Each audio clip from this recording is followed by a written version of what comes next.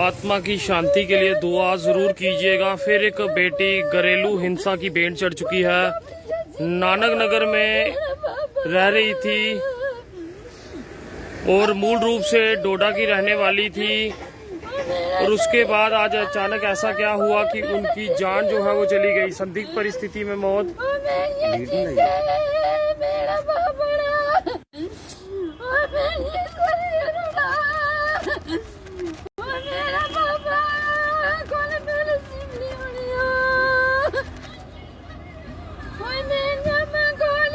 आप देख रहे हैं जेके चैनल और मैं हूं महेंद्रजीत सिंह। फिर एक बेटी घरेलू हिंसा की भेंट जो है वो चढ़ चुकी है, और ये बेबस माँ जो है वो इस समय और रोते बिलखते और अपनी बेटी के लिए इंसाफ मांगते। आखिरकार डोडा की रहने वाली युवती जो कि नानक नगर में जिसकी शादी हुई और उसके बाद उसका नाम जपप्रीत कौर रखा गया, आखिरकार उसके साथ क्या हुआ?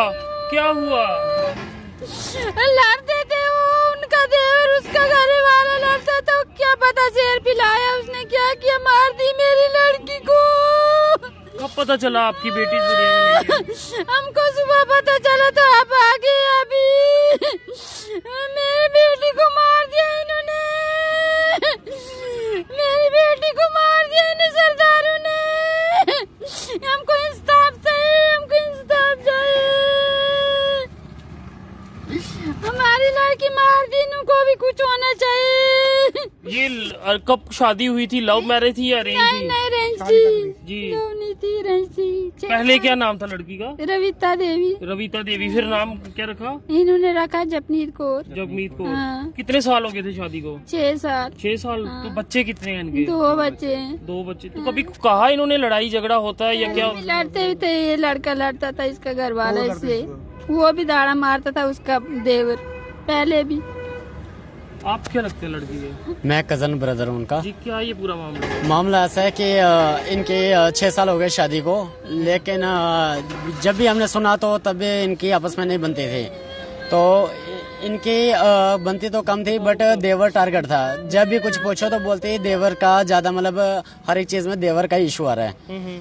तो अभी कुछ टाइम से 2-3 दिन से लास्ट टाइम जब हमारी बात हुई तो उसने बोला कि हमारी घर पे ना थोड़ी नॉर्मल लड़ाई हुई है हस्बैंड के साथ। उसके बाद देवर आके गालियां निकाल रहा है। गालियां ऐसी निकाली हुई है कि लड़की को बर्दाश्त नहीं हुआ है, तो लड़की को अपनी जान गंवानी ही पड़ी। बट कोई भी माँ बच्चा नहीं चाहता है अपने माँ बाप के लिए कुछ भी सुनना, लेकिन जो भी हुआ गलत हुआ। हमें इस चीज का इंसाफ चाहिए, हमें जो भी है इस चीज का इंसाफ चाहिए। 2 बेटियां हैं उसकी, छोटी छोटी 2 बेटियां हैं, उनके बारे में जो भी है हमें इंसाफ चाहिए। लेकिन जो भी हुआ बहुत गलत हुआ। ये उनके ब्रदर हैं, इनसे बाकी बात कर लीजिए। आपकी बहन थी?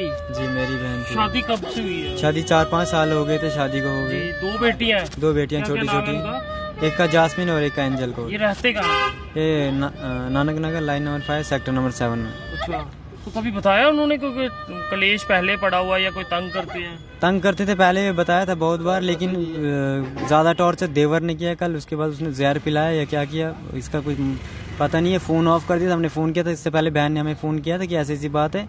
फिर उसके बाद उसको फोन छुड़ा लिया, फिर उसके बाद हमें कुछ पता नहीं। फिर मैंने अपने मामू को फोन किया, वो वहाँ पे पता किया, वहाँ पे वो गांधीनगर हॉस्पिटल में गए, वहाँ पे वो भाग गया। जैसे मामू को देखा उसका देवर भी और उसका पति भी भाग गया। अभी यहाँ कोई सास ससुर या कोई बाकी आया? सिर्फ उसका ससुर है, सिर्फ उसका ससुर है। देवर सिर्फ 10 मिनट के लिए प्रेजेंट हुआ था, उसके बाद ना देवर ना उसका हस्बैंड है।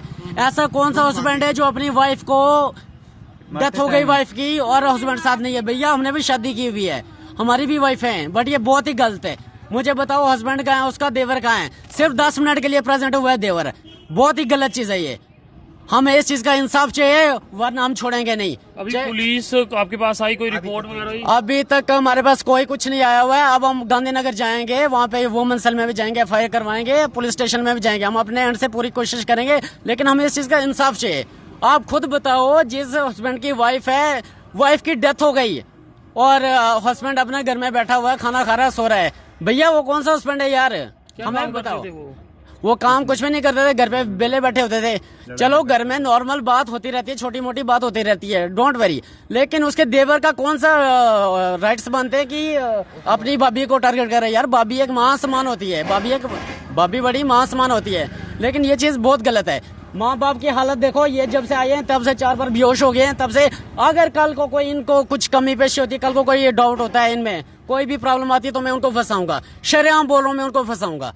तो देख सकते हैं, वीडियो को ज्यादा से ज्यादा शेयर कीजिएगा। फिर एक बेटी जो है वो घरेलू हिंसा की भेंट चढ़ी है। हालांकि मामला जो रहेगा वो जांच का रहेगा, किन परिस्थितियों में और ये मौत जो है वो वाकया हुई। तो जो अभी शुरुआत की जांच में डॉक्टरों ने जो आपको बताया, क्या कुछ बताया कि क्या कारण था? अभी जस्ट हमें डेड बॉडी लास्ट ECG हुआ था मेरे सामने, इन्होंने बोला दिस पेशेंट इज डेड।